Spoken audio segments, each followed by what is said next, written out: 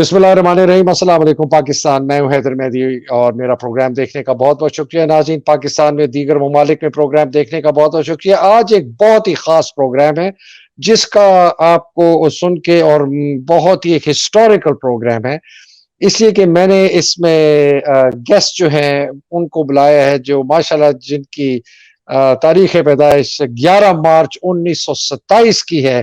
خیر سے اس وقت ان کی عمر 96 سال ہے۔ جناب ریاست علی باجوہ صاحب، ریاست علی باجوہ صاحب السلام علیکم، بہت شکریہ آنے کا۔ ریاست علی باجوہ صاحب کا جی کلیم ٹو فیم بہت زبردست ہے۔ میں چند ہفتے پہلے میں نے آفتاب احمد باجوہ ایڈوکیٹ کا انٹرویو کیا تھا کسی سلسلے میں پاکستان کے سیاسی منظرنامے پہ اور سپریم کورٹ کے اوپر۔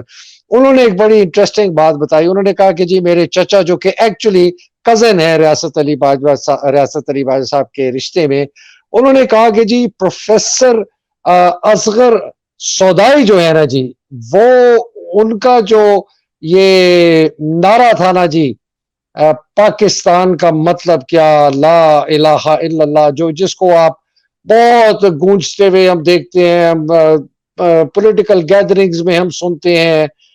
ان کے جن پروفیسر صاحب ہیں اصغر سودائی صاحب، جن کا بہت آپ کو دیکھا ہوگا، جن کی آپ تصویر یہ سامنے دیکھ رہے ہیں، جو سیالکوٹ سے بلانگ کرتے تھے اور بعد میں پروفیسر بنے، بہت لوگوں کو پڑھایا۔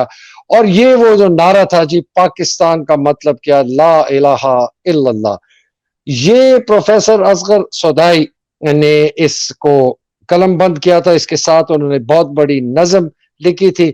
آفتاب صاحب نے مجھے بتایا کہ یہ نعرہ جب انہوں نے سوچا، وہ نعرہ ریاست علی باجوہ صاحب جو آپ کے سامنے بیٹھے، ان کے کمرے میں اس کی ابتدا ہوئی۔ چونکہ اصغر سودائی صاحب کو حقے کا بہت شوق تھا، یہ دونوں سٹوڈنٹس تھے، یہ M S F Muslim student federation کے پریزیڈنٹ تھے مرے کالج کے۔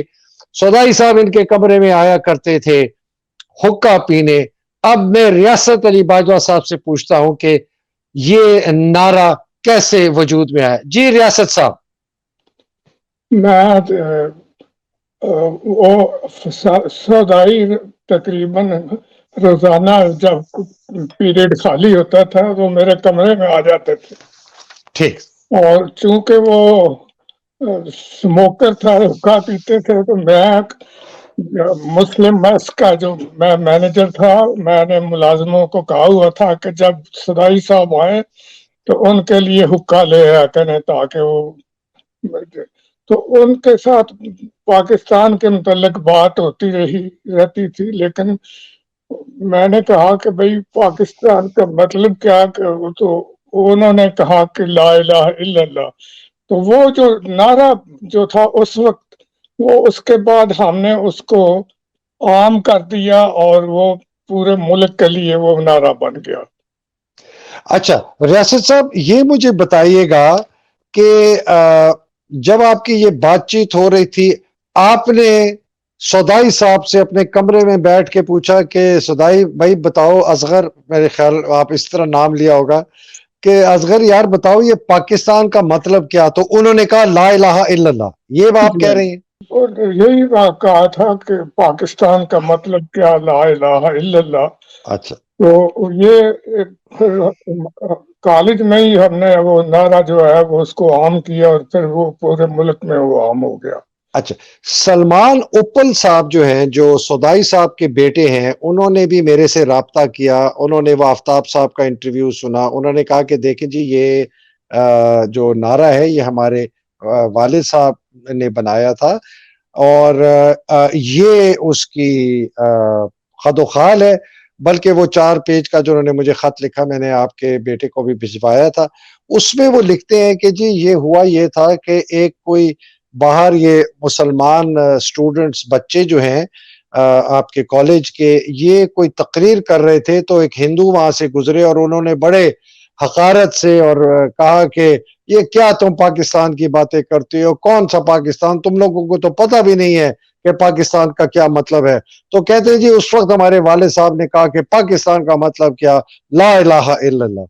تو میں یہ پوچھنا چاہتا ہوں کہ یہ جو نعرہ جب انہوں نے اصغر صاحب نے اس وقت کہا یہ آپ کے کمرے میں اس کی جو لگتا ہے کہ آپ دونوں نے مل کے اس کی ایجاد کی، وہ نعرہ بعد میں انہوں نے کہا ہندو لڑکوں کو یا پہلے؟ اس میں کوئی جھگڑے والی بات نہیں ہے، کیونکہ جی وہ اگر انہوں نے کہیں اور بھی کیا ہو تو میں کہہ نہیں سکتا. جو جو میرے ساتھ بات ہوئی میں تو صرف وہی جانتا ہوں. بہت اچھا. اچھا صاحب، مجھے تحریک پاکستان جو ہے لاہور میں، اس میں مجھے گولڈ میڈل دیا تھا. ماشاء اللہ. تحریک پاکستان میں میری خدمات کی بدولت. تو صدائی صاحب کو انہوں نے میرے کافی بعد ان کو دیا تھا گولڈ میڈل. تو جس دن ان کو گولڈ میڈل ملنا تھا میں بھی وہاں اس عمارت میں بھی موجود تھا. ان کے بچے بھی تھے وہاں. انہوں نے فوٹو میرے ان کے ساتھ کھینچی تھی، صدائی صاحب کے ساتھ. ماشاء وہ میں نے ان سے کہا تھا کہ مجھے اس کی کاپی دیں. میرا تو ان کے ساتھ کوئی رابطہ نہیں ہے، تو مجھے شوق تھا کہ بھئی میرے ساتھ اس کی فوٹو ہے تو کم از کم میرے پاس بھی اس کی کاپی ہو. تو وہ انہوں نے نہیں مجھے دی. بہرحال میرے ساتھ ان کا یہ رہا. اس کے بعد جو ہمارے ڈپٹی کمشنر تھے میرے ساتھ، وہ میرے والد صاحب ڈسٹرکٹ بورڈ کے ممبر تھے. تو وہ ڈپٹی کمشنر اس کا چیئرمین ہوتا تھا. محمد قاسم رضوی ٹھیک. تھے وہ، اور میں اور آفتاب کشی وغیرہ، ہم سب مسلم اسٹوڈنٹ فیڈریشن پنجاب کے، یعنی اس میں بھی تھا اور ان لوگ بھی تھے. ٹھیک. تو والد صاحب نے ڈسٹرکٹ بورڈ کی میٹنگ میں اس کو کہا، ڈی سی کو، کہ کوئی تجویز ہو رہی تھی. تو انہوں نے کہا آپ ابھی بچے ہیں، آپ کو نہیں پتا. تو اس پر اسے بڑا تکلیف ہوئی. تو وہ انہیں کوئی تکلیف دینا چاہتا تھا. تو اصغر صدائی روزانہ تقریباً ان کے پاس بیٹھتے تھے ڈی سی کے گھر میں. تو وہ کہیں کسی سے بات کر رہے تھے ڈی سی میرے والد صاحب کے متعلق. تو اس نے کہا تمہیں پتا ہے جس کی تم بات کر رہے ہو یہ کون ہے؟ تو اس نے میرا بتایا کہ ان کے والد ہیں. وہ کہنے لگا نہیں مجھے تو نہیں پتا تھا، مجھے بڑا افسوس ہے. پھر وہ چونڈا میں آیا والد صاحب سے، اس نے بڑی محبت سے پیار سے بات کی. اور جب وہ پھر بعد میں کمشنر ملتان میں تھا تو میں نے جانا تھا حج پر. تو اس دنوں الیکشن کی تھا، مجھے کہیں مقرر کیا ہوا تھا جانے کے لیے. تو میں نے کہا کہ میں تو حج پر جا رہا ہوں. تو وہ تھا کہ وہ جو ایڈیشنل کمشنر تھا وہ کہنے لگا آپ کو نوکری سے برخاست کر دیا جائے گا اگر آپ الیکشن ڈیوٹی پر نہیں آئیں گے. تو میں نے کہا میں تو حج کرنے جا رہا ہوں. میں نے پھر رضوی صاحب سے جا کے بات کی تو انہوں نے چٹ لکھ کے دے دی اس کے نام کہ یہ جا رہے ہیں حج پر، ان کی جگہ کسی اور کو کر لو. آپ مسلم اسٹوڈنٹ فیڈریشن مرے کالج کے جو وہاں کی جو آرگنائزیشن تھی اس میں آپ کے پاس کوئی عہدہ بھی تھا؟ جی ہاں، میں سینئر وائس پریزیڈنٹ تھا نا، کیونکہ جو خواجہ طفیل جو تھے نا ان کو ہم نے صدر بنایا تھا. اوکے. انہوں نے سیال کوٹ کی جو پاکستان کی تحریک میں خدمات ہے نا اس کے بارے میں خواجہ طفیل نے کتاب بھی لکھی ہوئی ہے. اور اس کتاب میں ایک پیج میرا ہے، ایک پیج میرے والد صاحب کا ہے. اس میں ساری اس نے ہمارے متعلق سارا لکھا ہوا ہے. وہ کتاب اب میرے پاس تو نہیں ہے لیکن وہ میرے بھائی کے پاس ہے لاہور میں. تو اس میں صدائی صاحب بھی، ایک فوٹو جو ہماری ہے اس میں صدائی صاحب بھی ہمارے پیچھے کھڑے ہیں. ماشاءاللہ ماشاءاللہ. ریاست ہاں صاحب یہ اس زمانے کا ذرا کچھ تھوڑا قصہ بتائیں جب آپ لوگوں نے یہ نعرہ ایجاد ہوا لا الہ الا اللہ محمد رسول اللہ. تو آفتاب صاحب نے مجھے بتایا کہ آپ لوگ پھر باہر نکلے اور آپ نے کالج میں بچوں لڑکوں کو اکٹھا کیا اور یہ نعرہ لگاتے رہے، آپ پورے کالج کا چکر لگاتے رہے. ایسی کوئی بات ہوئی تھی؟ نہیں، وہ تو میرا تو واسطہ تھا کیونکہ میں कॉलेज की स्टूडेंट्स यूनियन का प्रेसिडेंट थम्पिंग मेजॉरिटी के साथ इलेक्ट हुआ था। माशाल्लाह, ठीक है। मुझे सब जानते थे।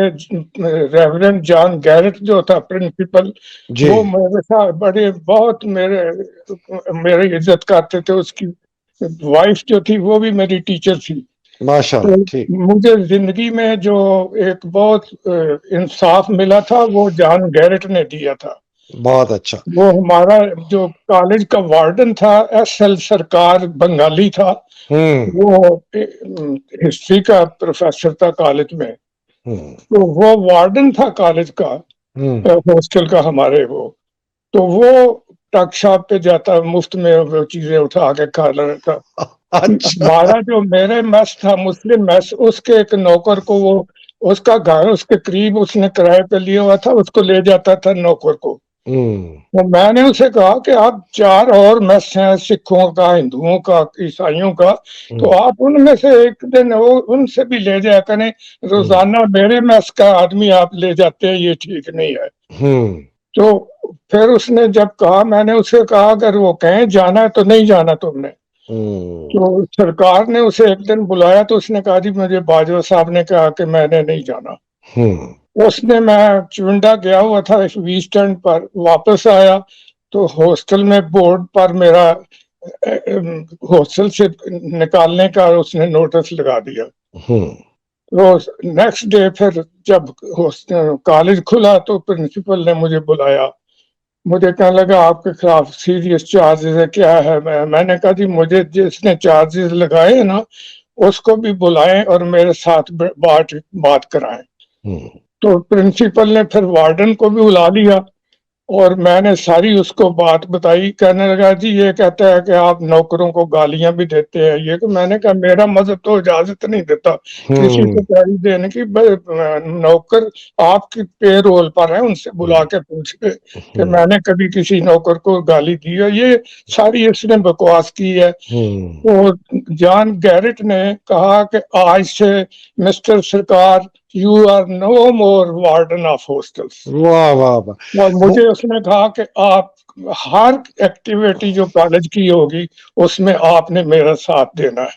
बहुत मेरी जबरदस्त। बहुत इज्जत की उसने। वैसे साहब जब 1947 पाकिस्तान वजूद में आया, आपकी उम्र खैर से उस वक्त माशाल्लाह 20 साल थी।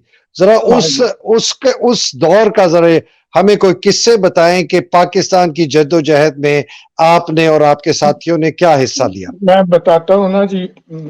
कायदे आज़म ने जब 1946 का इलेक्शन थे जी उसमें जो टिकट दिए लोगों को, उन्होंने कहा कि जो मोतबर लोग हैं अपने इलाके में ना खड़े करें, जिसको मैं वहां टिकट दूंगा उसकी मदद करें।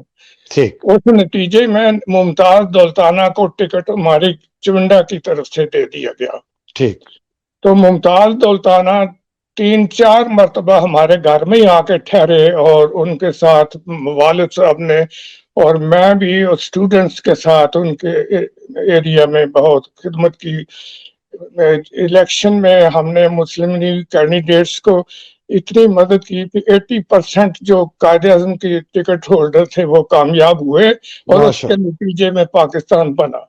वाह वाह वाह वाह। हाँ जी। और फिर उसके बाद जब इलेक्ट हो गए दौलताना साहब तो उसने वालिद साहब को कहा कि मुझे कायदे आज़म ने पंजाब की जो हिंदुस्तान के साथ तकसीम है उसकी एक कमेटी बनाई। भीमसेन सच्चर और बलदेव सिंह 2 मेंबर इंडिया के, और हमारा जो स्टेट बैंक का गवर्नर था वो और मुमताज दौलताना, ये 2 मेंबर पाकिस्तान की तरफ से थे। ये चारों मेंबर लाहौर के सेक्रेटेरिएट में बैठते थे assets and liabilities Punjab, joint Punjab की तकसीम करने के लिए। तो मैं मुमताज दौलताना साहब मुझे रोजाना साथ लेके जाते थे। उनका हुरमत बेग प्राइवेट सेक्रेटरी था, वो भी मेरे साथ। हम रोजाना सेक्रेटेरिएट जाते थे और उनकी जो भी खिदमत होती थी हमारे लायक वो करते थे। एक दिन हम वापस जा रहे थे तो एक आर्मी की कार जीप हमारे आगे आई और उसने एक तरफ खड़ी करके और उसने इशारा किया कि रुकें। تو ہماری جو دولتانہ صاحب کی گاڑی تھی وہ رکے، تو وہ آیا تو اس نے آ کے سلیوٹ کیا، تو دولتانہ صاحب نے بیچ میں سے دیکھا تو انہوں نے کہا ایوب فالو اس، تو وہ جنرل ایوب تھا جس اچھا کو اچھا قائد اعظم نے باؤنڈری، جو پاکستان کی باؤنڈری کی تقسیم تھی انڈیا کے ساتھ، اس کا انچارج کیا ہوا تھا۔ تو تقریباً روزانہ دولتانہ صاحب کی کوٹھی پر وہ بھی ہوتے تھے، اور میں تو خیر وہ ہوتا ہی تھا۔ وہ ایک دن ان کا جو سکھ ٹیوب ویل کا آپریٹر تھا، وہ آیا کہنے لگا جی باہر وہ ہندوؤں سکھوں کا جتھا ادھر آ رہا ہے۔ تو میں نے اندر گیا، جا کے انہیں بتایا دولتانہ صاحب، شوکت صاحب اور جنرل ایوب اور بیگم سلمہ تصدق حسین، بیگم شاہ نواز، یہ سب اندر بیٹھے ہوئے تھے۔ تو میں نے انہیں بتایا کہ ایسے جتھا کو آ رہا ہے۔ تو جنرل صاحب مجھے کہنے لگے باجوہ میرے ریوالور آپ کی ٹیبل پر میں چھوڑ کے آئے، اس میں گولی تو ایک ہی ہے لیکن وہ کام کرے گی۔ اچھا واہ اور سردار شوکت آپ نے بھی گاترا پہن لیا، گلے میں ڈال لی اور تیار ہو گئے جتھے کو۔ پھر وہ سکھایا، اس نے کہا جی پولیس نے ان لوگوں کو وہاں سے ہٹا دیا۔ تو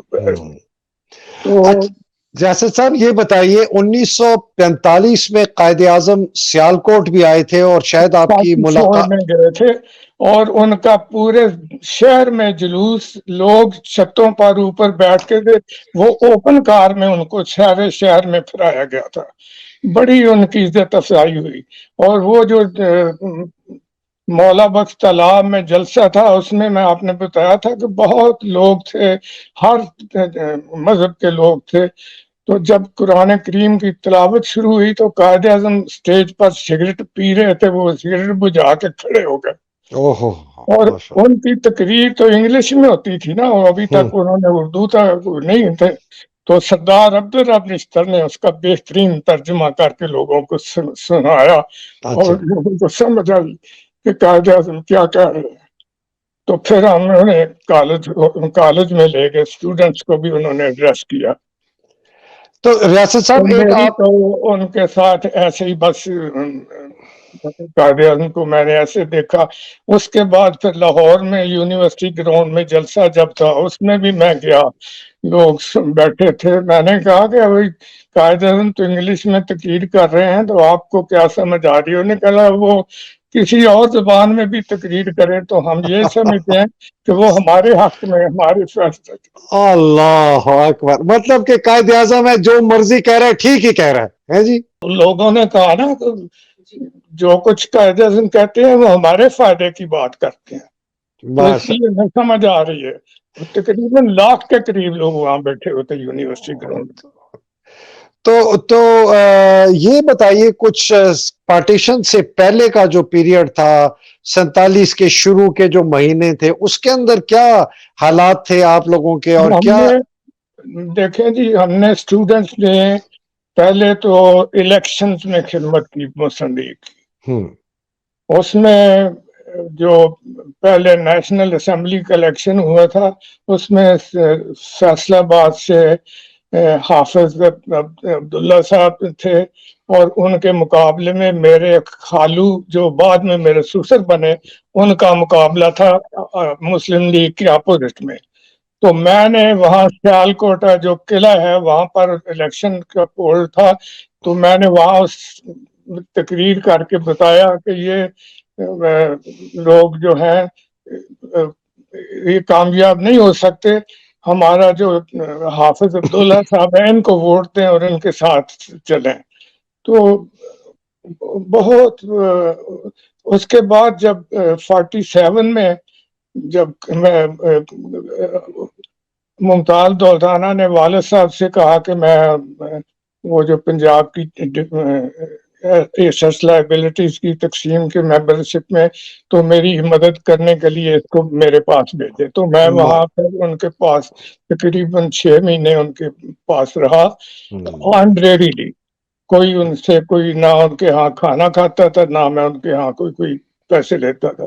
میں نے بڑی خدمت کی۔ اس کے بعد یہ ہوا لاکھوں کی تعداد میں مہاجرین آئے، ریلوے اسٹیشن پر جاتے تھے تو گاڑی میں کٹی ہوئی لاشیں آتی تھی ادھر سے انڈیا سے، خون سے لت پت گاڑیاں، اور کوئی حال نہیں تھا۔ رات کو جو آوازیں آتی تھی شالمی کی طرف سے جب دکانیں جلتی تھیں اور لوگوں کی آوازیں ہوتی تھی، تو جب یہ لاکھوں کی تعداد میں مہاجرین آئے تو پھر ہم نے مہاجرین کیمپوں میں ہم اسٹوڈنٹس نے رات کو جاتے تھے کہ کوئی ننگا پڑا ہے تو اس کے اوپر رضائی دینی ہے، اس کے اوپر کپڑا دینا ہے، بہت خدمت کی ہم لوگوں نے۔ تو قائد اعظم نے پھر یہ فیصلہ کیا کہ جو اسٹوڈنٹس خدمت کر رہے ہیں ان کو اگر وہ کسی کلاس میں ہیں وہ اس کا فائنل امتحان نہیں دیں، یونیورسٹی میں پاس کر دیا کہ ان کو اس کلاس میں ان کا سرٹیفکیٹ دے دیا جائے۔ چنانچہ میں نے کچھ لوگوں کو بی اے کی ڈگریاں دلوائی اور اس طرح سے ہوا، یعنی اسٹوڈنٹس کی خدمت کا ان کو بھی صلہ دیا گیا۔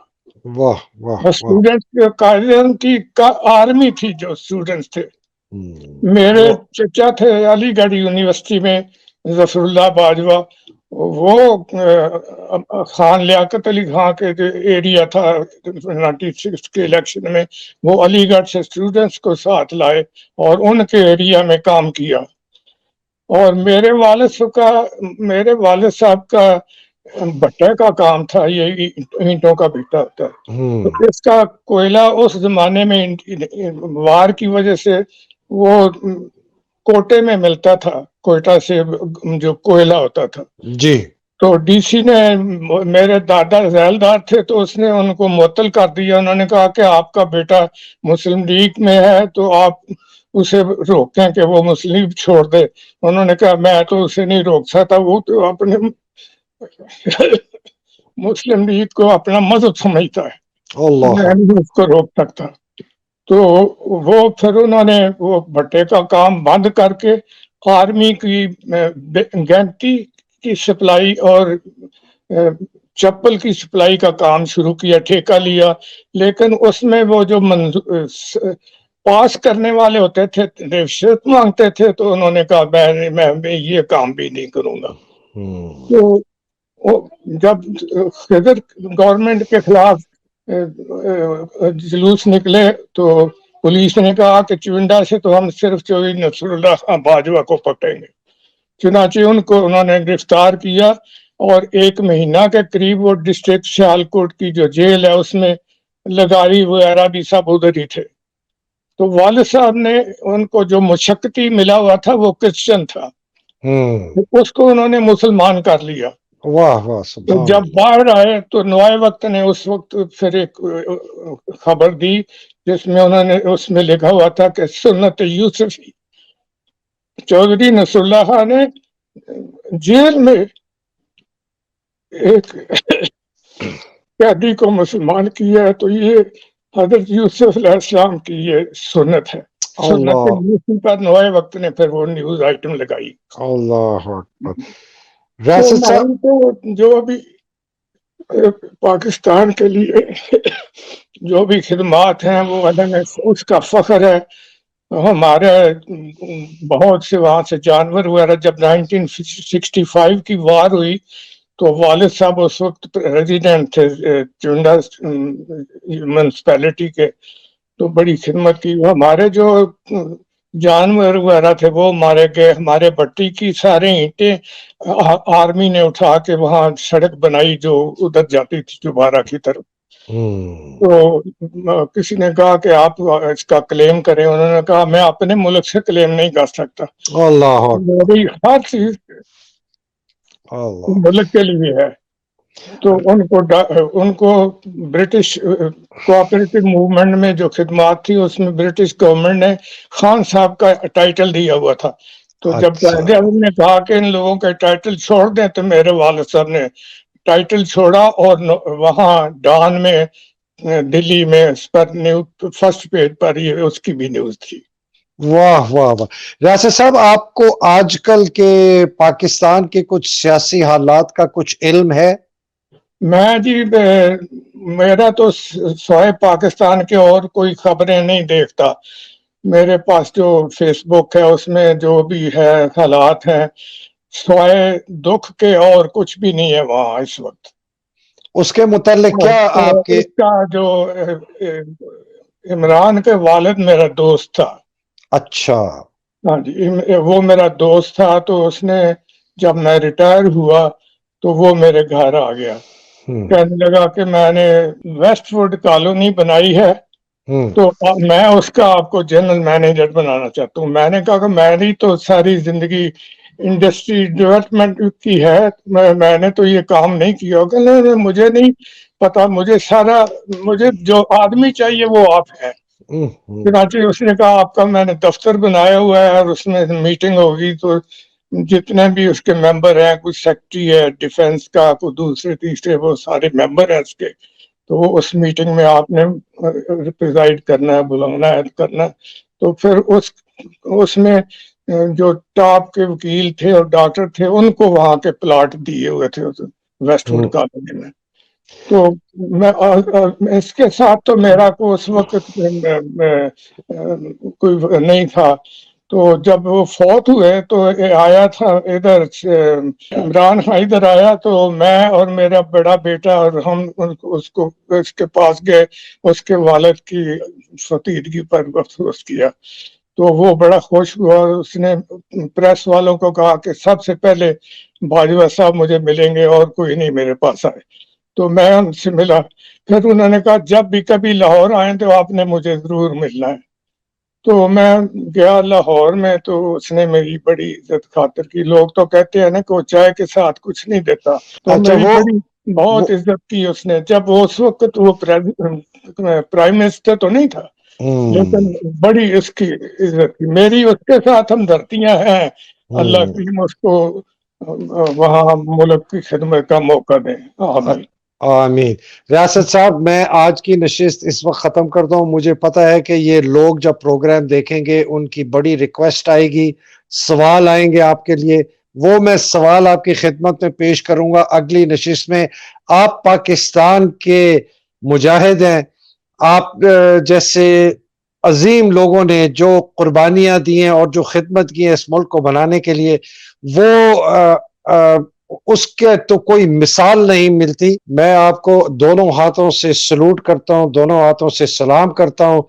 ہمیں پاکستان کو دعاؤں میں رکھیں, آپ بزرگ ہیں, ہمیں سب کو کہ پاکستان کی جو اصل اس کا مقاصد سے جن کے لیے آپ نے اتنی خدمت اور اتنی آپ لوگوں نے اپنی جان فشانی اور اتنی قربانیاں دی ہیں اور اتنی خدمت کی ہے, وہی پاکستان پھلے اور پھولے جو قائد اعظم نے ایک خواب دیکھا تھا. اب تک کے لیے مجھے اجازت دیجیے ریاست صاحب, آپ کی موجودگی کا بہت شکریہ.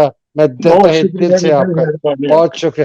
ناظرین, آپ نے ریاست علی باجوہ صاحب کی کہانی سنی. میرا تو دل چاہ رہا تھا کہ میں گھنٹوں بس سنتا رہا ہوں. انشاءاللہ ان کو میں پھر دعوت دوں گا. آپ یہ پروگرام سن کے اپنے سوال مجھے بھیجیں کہ میں وہ ریاست علی باجوہ صاحب کی خدمت میں پیش کروں اور ان سے اور پوچھیں جو ہم پوچھنا چاہتے ہیں. پاکستان کی جو انہوں نے اتنی زبردست سٹرگل ہوئی ہے, جو سیکریفائسز ہوئی ہیں, جو خدمت کی ہے لوگوں نے, وہ کتنی مشکل سے یہ ملک بنا ہے اور ہم کتنی بے دردی سے اس ملک کو تباہ اور برباد کرنے پہ تلے ہوئے ہیں.